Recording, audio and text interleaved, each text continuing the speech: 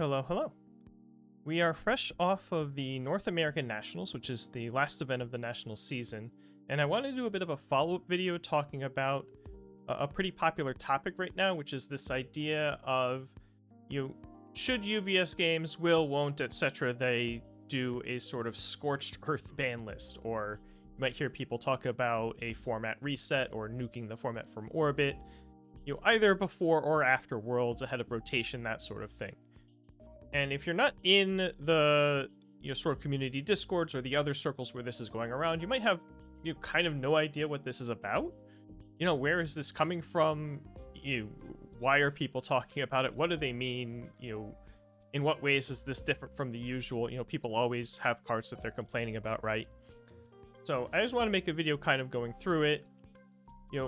What this is about, what it means, what's pragmatically likely or not likely to happen, I guess.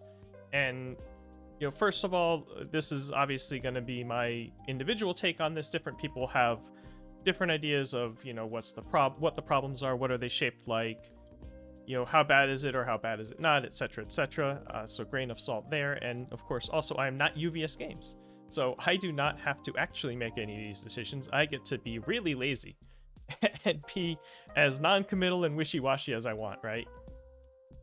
So with all that said, first and foremost, what the heck is the problem, right? Because we had 8 different decks in the top 8 of the NA Nationals, and not 8, but decent mix of decks in the other nationals. The meta breakdowns have been fairly diverse. There was different deck one each national. The game lengths are mostly reasonable. Maybe that's a exaggeration, but for the most part, you're not seeing like a ton of turn 2s. Outside of maybe some recovery girl matches, you're not seeing decks go full prison mode and drag games out for hours and hours. And the deck that just won NA Nationals, the Krista deck, you look at the list, it looks pretty cool, right? It looks pretty neat. It's doing mostly normal looking things. It has some cheese, for sure, because most competitive decks these days do. But if you're just looking from a distance, nothing really looks particularly wrong. So what's the problem?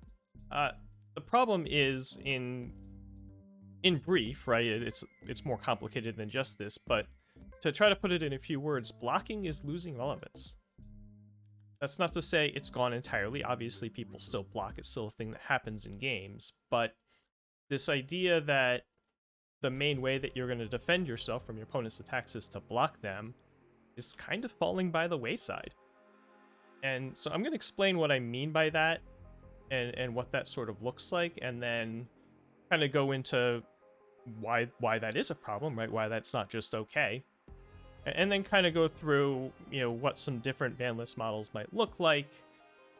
Again, not strictly recommending anything because I don't have to, right? I get to be really lazy about this, but just to kind of go through the topic for people that aren't really familiar with it and aren't sure what all this chatter's about, right? So, first and foremost, you really don't need to block right now. That's part A of the problem. You have characters like Recovery Girl has never really been about blocking. Obviously, we've had Cape of No Return for a while. We have a bunch of actions that replace the need to block, and a couple different decks that are looping those with Struggling with Studies. We have some characters that just plain have a zillion health, and people who just game plan to, I don't know, I'm not going to need to block for at least a few turns against certain decks. And then you have characters that some of them also have a zillion health, that have damage reduction abilities on their face that are going to trim damage off of every move, and they're going to put that together with other damage reduction cards in their deck to make it so that they can defend an awful lot of attacks without blocking. Some of those decks, a number of those decks, will use the combined Firepower Casino package to randomly trigger a bunch of -2 damage effects out of milling them or discarding them or destroying them. And then you have this suite of cards. You're mostly on the death symbol. You can kind of tap into this off of Earth sometimes, a little bit of water, depending on what cards you're running. But none of these cards, Knots, Immortal Shapeshifter, Greater Goal Weapon Clash, are that offensive on their own. It's just that when a deck decides they're going to play 2, 3, 4 of these and really put together a critical mass package, they can create a situation where they're shaving, 4, 6, 7 damage off of every attack, and a lot of decks just can't do real damage under those circumstances. And the other side of the coin is that if you do, if you don't want to do those things, if you want to build a deck that does, plan to block a bunch of things, blocking sucks right now. Your Recovery Girl here shows up again as a deck that kind of, trumps you if your plan is to block everything, because all of her attacks are throws. You have a Bertolt and Pony, and we've seen a little bit of it, and might see more of over time, Mikasa not pictured, of decks that are just trying to play 13 attacks in a turn, and blocking is not a real strategy against that unless you're pairing it with a bunch of stuff that can increase their progressive. And then you have a couple different decks that are making one big unblockable move, and the blocking doesn't help against that. And then you have some individual cards, like the Determined Advance Walk the Dog combo that really put the screws to you if your plan is to block things, because blocking Determined Advance is going to be expensive, and if you do it, their Walk the Dog is going to get really cheap. If you block other things in general, Walk the Dog can get cheaper, but Determined Advance especially so. You have a couple odd cards like Besiege, Attack Titan's Haymaker, that you kind of mess with your ability to, hold blocks that are useful. City Rampage isn't quite the same kind of thing, but it does increase the baseline power of people trying for turn 2 kills. You get to go for a turn 2 kill with a string of big ol' 5+ diff attacks that is not something you normally get to do, and City Rampage lets you try to do that. It's kind of a high roll gamble type card. I think it's overrated, but still it does, increase the amount of turn 2 spikes that are possible. So between all of this, if you want to build a deck that just uses blocking as its defense, that's not going to be very useful for you in terms of defending yourself. You need some of the stuff in the first page where you just need to be an aggro deck that's trying to race people, basically, or else you're not really going to be able to hang. And then, somewhat tangentially, but semi-related, if you don't want to play one of the stuff from the second tab, right? You just want to play a bunch of quote-unquote normal attacks that are just trying to, have the right zones, or, have a little bit of speed on them, and you'll maneuver and you'll figure it out and you'll find ways to deal damage. If people show up with Rodon, which he's kind of been chased out of the meta right now somehow, despite being insane, that's how messed up things are. You're going to have to deal with the extreme numbers that he can do, which is a little bit out of line, or, more prevalent right now, namely in Mimic, but also in a couple other places. You have vertical maneuvering equipment, which, takes any attempt to try to play a real normal offense and says, well, you need to answer this first, or you can't do this if I have some momentum, because I'm not going to have to worry about block zones. Your speeds are going to be dramatically reduced. And so, it's not the biggest deal in the world. There's plenty of decks can pack some asset hate. It does take a little bit of time to get online, but it does put people off from trying to have, offensive game plans that don't just completely neuter blocking, right? Because if your stuff is reasonably blockable, then now you need to deal with VME. And on top of that, you sort of outside of the space of blocking per se, is just there's a bunch of like time bomb decks, decks that are clocks, decks that really either get completely out of hand after a certain number of turns, or rather directly turn into some of these characters flip, or get to a place where they're going on some sort of big pop off turn, or assembling a combo or whatever, including Mimic hitting one-sided colossal detonations, the one hit kill decks we talked about before. Ymir flip, if she gets set up, can be pretty overwhelming for anything to have to face down, and Recovery Girl and Bertolt are here again. And that's just even further constraints on the meta, because if your deck is planning to take any amount of time, then either you need to have some relatively specific answers to this stuff, or else you're going to be, a pretty lopsided situation. And this is something the Krista deck was really good at, was that she actually could answer all of these, and because it's Krista, she can go and tutor for those pieces. But not every character is Krista. Most characters are not Krista. In fact, usually you have to draw the things you need to defend yourself, and packing a bunch of different things in your decks is a bit of a problem to try to cover this many specific types of things. And so with all that said, and bringing back to the blocking piece of this, why is it bad for blocking to be kind of second fiddle? Well, first of all, just on a baseline point, a lot of players just aren't having fun with this meta. A lot of people play the game because they like the core game mechanics. They play this game instead of other card games because they don't like how other card games come down to, does your deck's weird thing trump my deck's weird thing? Do you have the hand traps? Do I have the answers to the things that you're trying to do in these very specific ways? There are card games that work like that, and Universus players are not playing those card games. They're playing Universus.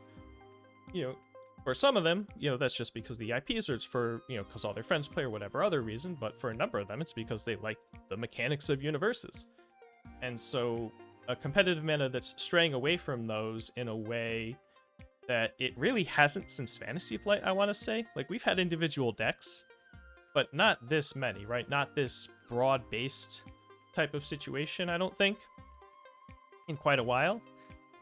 It's really just making the competitive game not fun for them.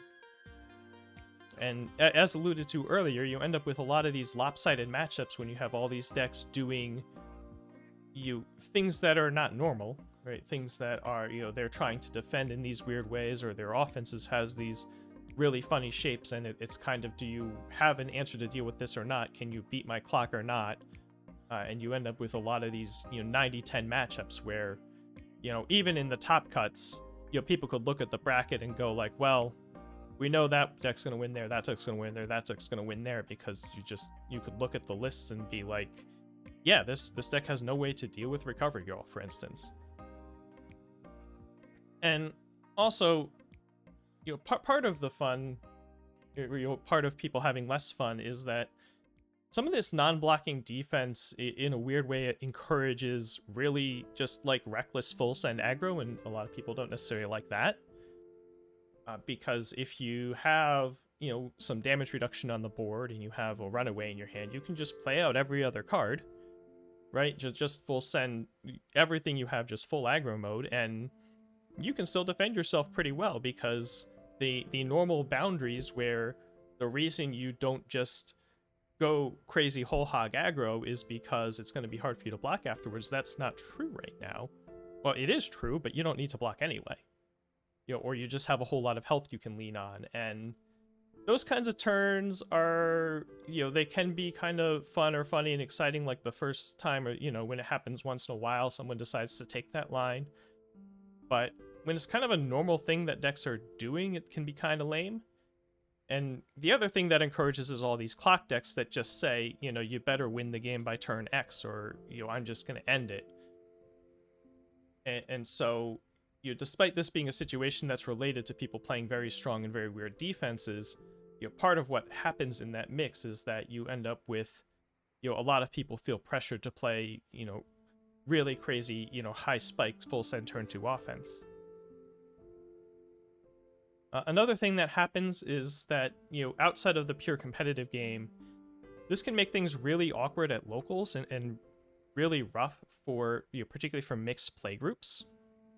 If you're a play group where everyone's, being full competitive, or everyone's just playing casual kitchen table fun stuff, then that's fine, right? That game is great. The kitchen table game's great. The competitive game, everyone signed up for what they signed up for.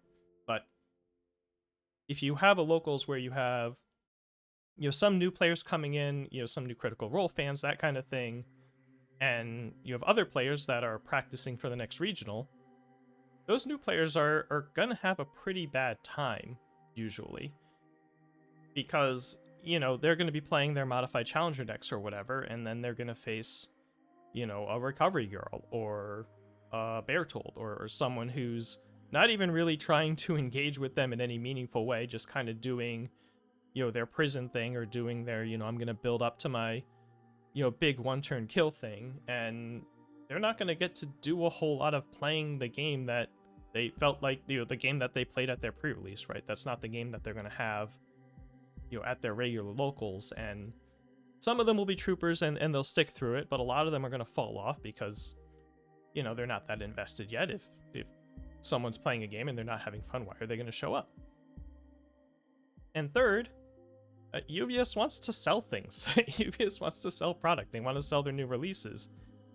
And, for better, right? Not for worse, definitely for better, the sort of raw power level of the last few releases has been a bit of a step down from some of the Dark Tournament Zilla type stuff, which is a good thing. A lot of players like that. A lot of players like the most recent sets, talking, like Attack on Titan 2 forward. But that makes things a little tough. And also, more than that, really, is that when you're designing cards, generally speaking, 90, 95, whatever percent of them are going to be designed for the normal gameplay patterns, right? These cards are going to be designed with this idea in mind that players are going to be attacking and blocking back and forth, and you're trying to make cards that are going to be cool and interesting in those contexts. And so what happens is you don't have enough ultra rares and secret rares that competitive players want in order for them to buy sealed boxes. Which isn't because the cards are individually bad. I really like Survey Corps Teamwork, for instance. That is a secret rare from the second Attack on Titan set that is really cool and interesting in a world where, your offense might need to navigate around an opponent that's trying to block your stuff, and you want to mess with zones, you want to add a little speed. That card is really good on its face, but in the context of the current meta, that's not what defense looks like. And so that card's just not relevant. And there's a bunch of cards at higher rarities that are kind of like that, where they're cool cards in a vacuum. They look like good cards, but the competitive game just isn't about that right now. Whether or not a card is playable is really just based on whether or not it goes into a deck that is, capable of solving the particular puzzles, right? Does it go into a Krista type deck where, someone's evaluated all these weird things going on and said, look, okay, well, if I build a deck like this, I think I can counter most or all of those things. And if a high rarity card happens to fit into one of those, then it's relevant. And if it doesn't, then it doesn't really matter how good the card is. People aren't really going to want it. And so, when you're talking about selling sealed product, what matters isn't, are there a couple cards people want? If there's, a couple good characters in the set, or just, 2 or 3 really good ultra rare secret rares, that's nice. Most players, the competitive players, are going to buy singles. Right, that's not going to get them to buy sealed product. If you want people to buy sealed product, you need them to look at the full slate of high rarity cards and feel like, most of these are cards that I want to own. Right, or like maybe at least a third of these. People have different numbers, but if the pool of high rarity cards doesn't overall look like it has a lot of good ones in it, then people aren't going to buy sealed. They're going to buy singles. Box prices are going to go down. Not generally seen as a very good thing. So, you really want to have a metagame that feels more wide open and not, does this card go into one of the specific decks I'm allowed to play? And when your defenses are largely about blocking, that's kind of how it works. When Overhaul was the public enemy #1, then, while you might build a deck and be like, this isn't as good as Overhaul, you could still, try to fight him with it. You could still totally play the game. And pretty much any deck you could cook up wasn't going to get just instantly shut out of the meta by virtue of, it can't handle all my attacks getting -6 damage. It was shut out, from maybe not being good enough, not being as good at playing the game as some of the other decks were.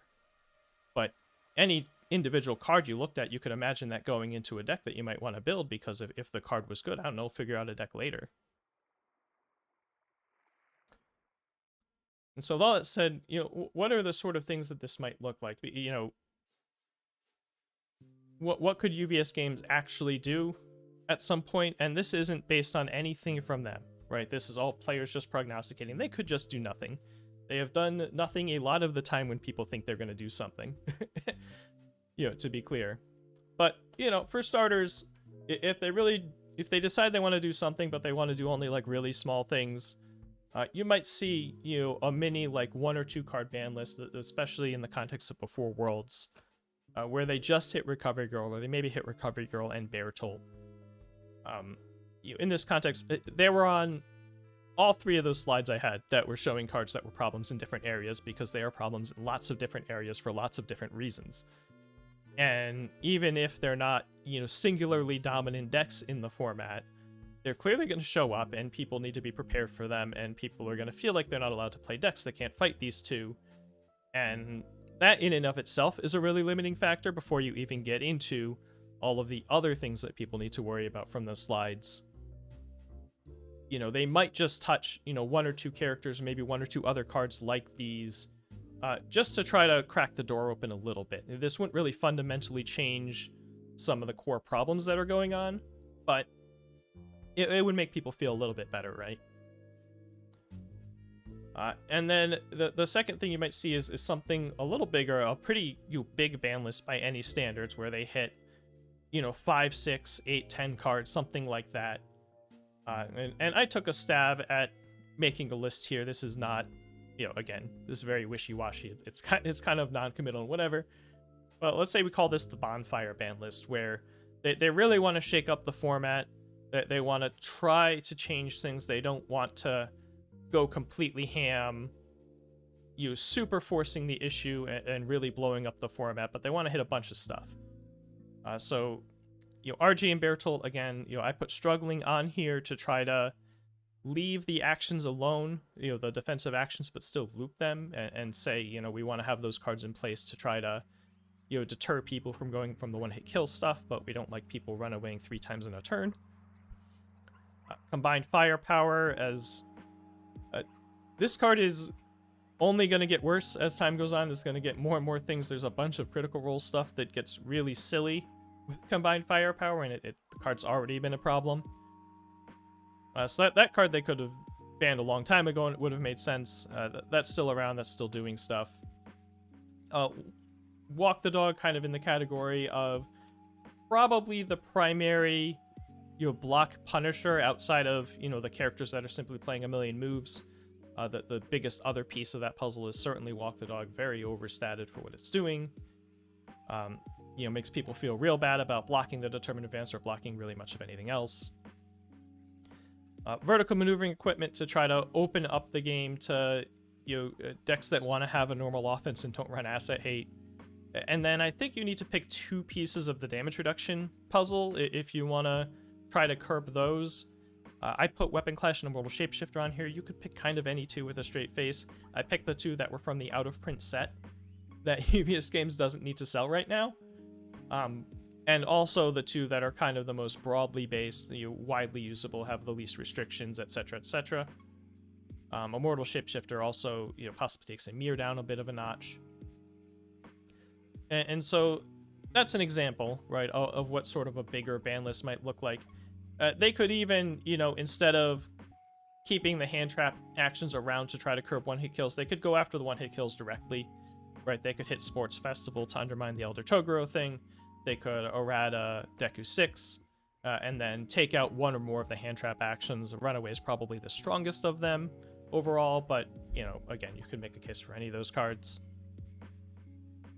But, this would be kind of not going halfway. This is banning an awful lot of cards. It's a pretty extreme type of measure for sure. But even this wouldn't necessarily, guarantee a fundamental change, right? You'd still have, a Pony would be left alone by something like this. So you might still have situations where people still feel like, they don't get to play normal defense, etc., etc. Mimic's still going to have Colossal Detonation in this world, and the hope is that, losing VME hits that deck enough. So the reason people end up talking about format resets and big wipes is because if you really want to, make certain, make absolutely sure that, things change, then you need to ban a crazy number of cards, absolutely insane number of cards. This page has like 20-something cards on it. And to be real, it obviously, I don't think anybody seriously expects UVS Games to do this. A ban 25 cards, I think, are on here. But this is kind of what people are talking about when they talk about the format reset, the Scorched Earth ban list. This is sort of what they're imagining is, you know, what is it going to take to really wipe the slate clean and let these cool critical role characters I'm reading be viable, right? Let all these unique cards we're revealing that are focused on attacking and blocking, let them, you know, have a chance to be in the sun and get played and have people want them. We're usually, you know, basically all the cards I put on the slides, give or take, and, you know, toss in a Godzilla for good measure because maybe we don't want to do board resets anymore, you know, and so on. So pretty extremely unlikely that we'll see something this big, even if a lot of players would be okay with it. As a card game company, I don't think you get to do this with a straight face. Even, you know, banning any more than like 4 or 5 cards would be really bold. But if you hear people talk about this, this is kind of what they mean. So, you know, hopefully this helped, you know, people that were kind of confused by all this. Again, this is my take. Other people have other angles on this. Let me know what you think in the comments. Let me know if you have cards I didn't mention that are really grinding your gears. You know, it's always fun water cooler conversation that doesn't really matter because UVS Games is going to do whatever they're going to do. Yeah, hope this was interesting. My next video will hopefully be a little more fun and positive. I kind of want to talk about some pet cards, I'm thinking. Yeah, until then, I'll see you in the next one. And P.S., please fix Disarming Glance. This is stupid. Yeah, it's dumb. Please fix it. All right, take care.